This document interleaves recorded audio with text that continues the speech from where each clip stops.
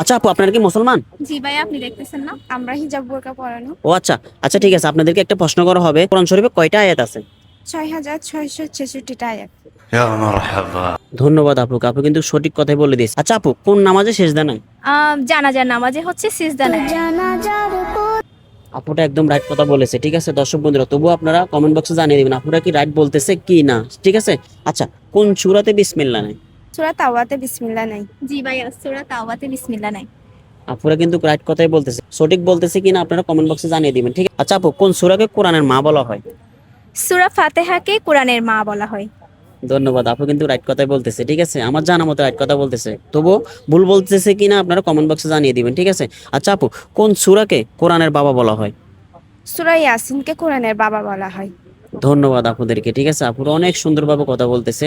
তবুও হইতেছে কি না তা আপনারা কমেন্ট বক্সে জানিয়ে দিবেন। ঠিক আছে। আচ্ছা বন্ধুরা, ভিডিওটা কেমন হয়েছে অবশ্যই কমেন্ট বক্সে জানিয়ে দিবেন। কোন জেলা থেকে ভিডিওটা দেখতেছেন লাইক কমেন্ট শেয়ার করে অন্যকে দেখার সুযোগ করে দিবেন। সবাই